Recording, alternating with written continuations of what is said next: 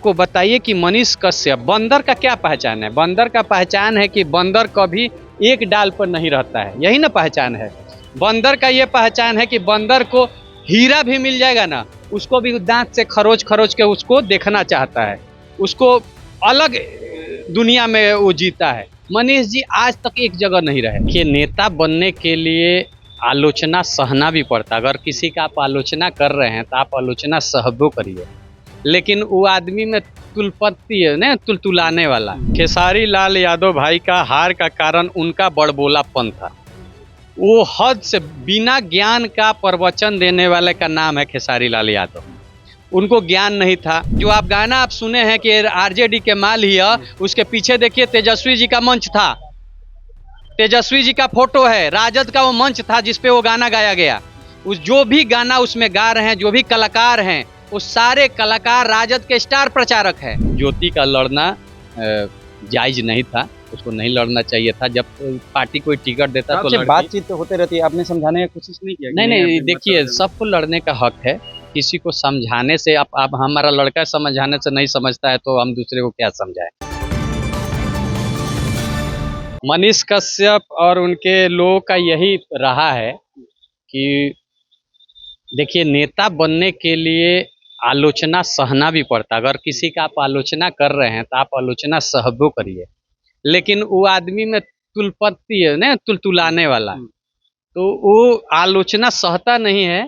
अब वो क्या करता है कि वो अपने साथ संगत लोगों को, मान लीजिए हमारा नंबर तो किसी को मालूम नहीं था, अगर कंटिन्यू आपके सामने हमको सुबह से कल से ही आप देखिए कि उसमें तो नहीं दिखा सकते हैं, लेकिन आप यहाँ देखिए कि कंटिन्यू मिस कॉल है। देखिए कंटिन्यू फोन काटे हैं, कंटिन्यू मिस कॉल है। ये मनीष कश्यप के समर्थक, ये सब समर्थक है, बहुत सारे उठा रहे हैं। तो धमकाने के हाँ, लिए कोई कह रहा है कि हम सोशल मीडिया के लीगल एडवाइजर हैं उनके, आप क्यों उन पे बोले, आप ये बंदर क्यों बोल दिए। हम कह रहे हैं कि ठीक है, लेकिन आपको बताइए कि मनीष कश्यप बंदर का क्या पहचान है। बंदर का पहचान है कि बंदर कभी एक डाल पर नहीं रहता है, यही ना पहचान है। बंदर का ये पहचान है कि बंदर को हीरा भी मिल जाएगा ना, उसको भी दांत से खरोच खरोच के उसको देखना चाहता है, उसको अलग दुनिया में वो जीता है। मनीष जी आज तक एक जगह नहीं रहे। कभी माननीय नरेंद्र मोदी जी का बड़ाई करते हैं, कभी शिकायत कभी करते हैं, कभी लालू जी का बड़ाई करते हैं, कभी शिकायत करते हैं। वो एक जगह आज तक रहे ही नहीं। हम तो वही कह रहे हैं कि एक जगह वो आदमी रहता तो नेता क्या आदमी भी बन जाता। लेकिन वो जब तक आप पेशेंस नहीं रखेंगे, सवाल सुनने का आदी नहीं होइएगा, तब तक आप तरक्की नहीं करने वाले किसी चीज में। इसलिए हम तुलना किए थे बंदर का। ये बिहार में जिस तरह से एनडीए को मिली प्रचंड बहुमत के बाद नई सरकार भी बन गई, विभागों का बंटवारा हो गया, लेकिन हमारे साथ जो कलाकार हैं उनसे चर्चा करेंगे हम खेसारी लाल यादव को लेकर। आप भोजपुरी को अच्छे से समझते हैं, भली भांति समझते हैं, डायरेक्टर है, कई कलाकार को आप नीचे लेवल से लेकर ऊपर पैदान तक ले गए हैं।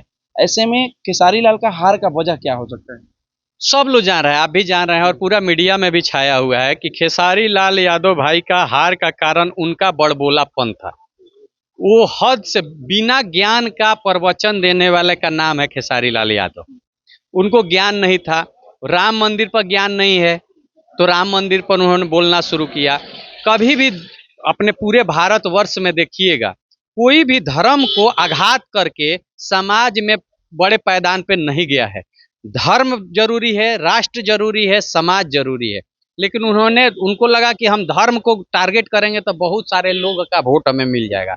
लेकिन वोट क्या, उनको लग रहा है कि अगले बार अगर वो खड़ा हो मुखिया उखिया में तो जमानत भी जब्त हो जाएगा। राजद की हार के बाद अब जो राजद पर जो गाना गा रहे हैं, राजद परिवार पर जो गाना गा रहे हैं, उनको चेतावनी दे दी गई है कि बिना परमिशन का आप लोग अगर राजद पर गाना गाए, गोली कांटा ये सब दिखाए तो आप लोग को एफआईआर किया जाएगा। ये सिर्फ दिखावापन है, ये राजद का एक और दिखावापन है।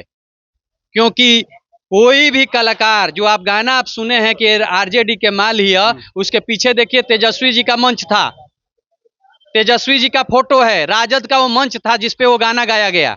उस जो भी गाना उसमें गा रहे हैं, जो भी कलाकार हैं, वो सारे कलाकार राजद के स्टार प्रचारक हैं।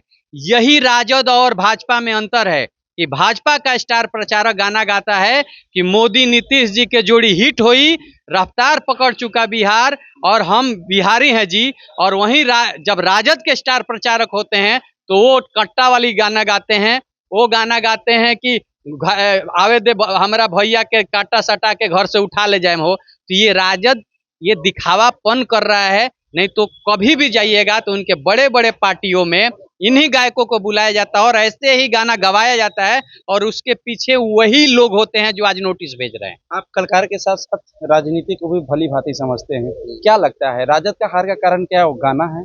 राजद के हार का कारण पहला तो गायक है, गायकों की वजह से गायक के, दूसरा उनके प्रवक्ता, जो दो प्रवक्ता आके बदतमीजी से बात करती थी लोग जाति सूचक बात को लेके। देखिए क्या होता है, प्रवक्ता का मतलब क्या होता है, प्रवक्ता से पार्टी का चेहरा दिखता है। जब टीवी पे प्रवक्ता बोलता है ना तो सभ्यता के साथ, नॉलेज के साथ अगर वो बोलता है तो लोग लगता है कि इस पार्टी में हमको जाना चाहिए। लेकिन जब वो प्रवक्ता आके एग्रेसिव होके और बदतमीजी से बात करता है तो लोग को लगता है कि इस पार्टी का भी यही चरित्र होगा। इसीलिए हम तो कहेंगे कि इतने बड़े बड़े दिग्गज बोलता है लोग कि राजद में हम बड़ा कहाँ से एक्वायर करके लाए हैं, तो ऐसे प्रवक्ताओं को क्यों रख लिया? दूसरा कारण ये था। तीसरा कारण था क्रिएटर, जिसको उन्होंने मरीन ड्राइव पर और बाहर जा के पैसा दे के अपने पक्ष में कराया, जो जाति सूचक शब्दों के साथ वीडियो बनाए कि हम आ जाए तो फलाना फलाना जात के रहे ना दे, कट्टा चली हम काट देम तो 90 वाला दशक आ जाई। ये 3-4 कारण है जो राजद को नीचे ले गया। ऐसे भी बिहार में राजद का 20 में भी 25 से ज्यादा नहीं आता और ये तो अब की 25 आया है। अगले बार देखिएगा राजद साफ होगा। राजद अपने में अगर कुछ सुधार करेगा तो 47 के बाद देखा जाएगा।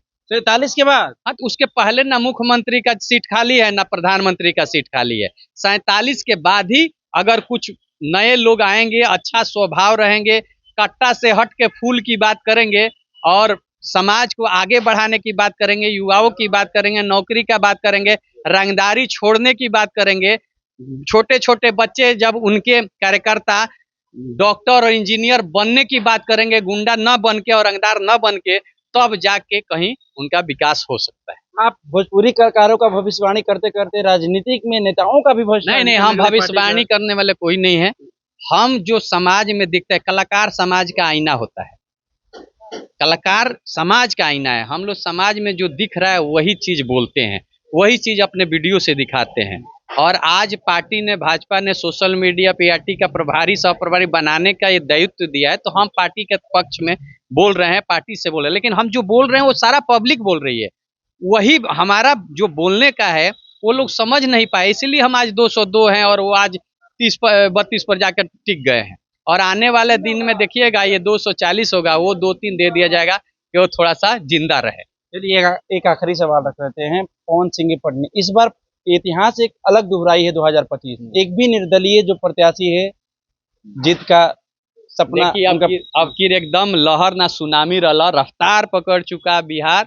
अब विकास और करेगा बिहार में रला, इस सुनामी रला अंदर अंदर लोग समझ ना पाते, लेकिन हमनी के जानत रहनी हसन। काहे तो जेकरा रोड बनल बा वो कोई एक धर्म के लिए नहीं बना है, एक जाति के लिए नहीं बा, उस पर सब धर्म सब जाति के लोग रहते हैं। बिजली जो मुफ्त दिया गया था सबके लिए दिया गया था, उसमें भेदभाव नहीं हुआ था। जो हम लोग का राशन दिया जा रहा है उसमें भेदभाव नहीं हो रहा है। आप कह रहे हैं कि विकास पर लोग वोट किया है, विपक्ष कह रही है कि 10,000 रुपया पर वोट खरीदा गया है। तो वो लोग भी 10,000 क्यों नहीं दे दिए? सत्ता में नहीं थे इसलिए नहीं। तो जब सत्ता में थे तब दे देना चाहिए था ना। जब सत्ता में थे उस समय तो कुछ कर देते। उस समय तो 10 लाख लेने के पक्ष में थे। किसी का बेटा स्कूल जा रहा है तो उसको उठा के 10 लाख ले लेना है। हम तो कम से कम 10,000 दे के वो स्वराज जो औरतों को मजबूत कर रहे हैं कि वो अपना कोई ना कोई बिजनेस करके गांव में ही बैठी हैं, छोटा सा एक बिजनेस करके आगे बढ़े। आज देखिए आज का न्यूज है कि जो जीविका दीदियां हैं उनको ट्रेनिंग दिया जाएगा। जो पिंक बस चल रहा है उसके ड्राइवर जीविका दीदियां होंगी। तो ये तो बिहार सरकार है ना, ये हमारा भाजपा सरकार है जो ये सोच रहा है। लेकिन उनमें कौन सोचता था? उसमें तो उनके समय में तो पटना में कोई बस में चढ़ने के लिए भी तैयार नहीं होती थी औरतें कि ड्राइवर और खलासी कब छेड़ दे। वहां से बिहार को निकाल के यहाँ लाया गया और यहाँ से देखिएगा अगले 5 साल में बिहार कहाँ से कहाँ होगा, विकास होगा। एकदम। अरे हो ही रहा है, होगा। पवन सिंह की पत्नी भी निर्दलीय ताल काराकाट से चुनाव लड़ रही थी, उनको भी हार का सामना करना पड़ा। आप समर्थन में आप भी खड़े थे, कैसे देखते हैं? देखिए वो उनका पारिवारिक मैटर है और इसमें अभी बोलना उचित नहीं है, क्योंकि मेरे ही बोलने के बाद वो दोनों आदमी शांत हो गया था। लोग ये जो विवाद चला था, तो अभी इस मैटर पर तो हम ज़्यादा कुछ नहीं बोलेंगे। लेकिन ज्योति का लड़ना जायज़ नहीं था, उसको नहीं लड़ना चाहिए था। जब पार्टी कोई टिकट देता तो लड़ती। बातचीत तो होते रहती है, आपने समझाने की कोशिश नहीं किया? नहीं, देखिए सबको लड़ने का हक है। किसी को समझाने से आप हमारा लड़का समझाने से नहीं समझता है तो हम दूसरे को क्या समझाएं। हम लोग बोल ही सकते हैं समाज में बात, लेकिन हमारा बात वो मानती हैं, पवन जी भी मानते हैं। जब ये विवाद चल रहा था, जब आप देख रहे थे हल्ला गुल्ली, उसके बीच में हम लोग बोले तो दोनों आदमी आज देखिए आज तक शांत है। तो इस विषय में अभी ना बोले तो ठीक है, क्योंकि हमारा बात अभी मान रहा है लोग। तो इसमें आने वाले दिन में बहुत अच्छा हो जाएगा और जो भी होगा कोर्ट से होगा। चलिए, तो अभी आप सुन रहे थे हमारे साथ भोजपुरी के बहुत बड़े कलाकार वीआईपी विजेंदर जी थे। राजनीतिक से लेके तमाम कलाकारों के बारे में क्या कुछ कहते हुए नजर आ रहे थे, आपको सुनवाने का मैंने काम किया। फिलहाल इस खबर में हम इतना ही छोड़ जाते हैं। दीजिए हमें इजाजत। धन्यवाद।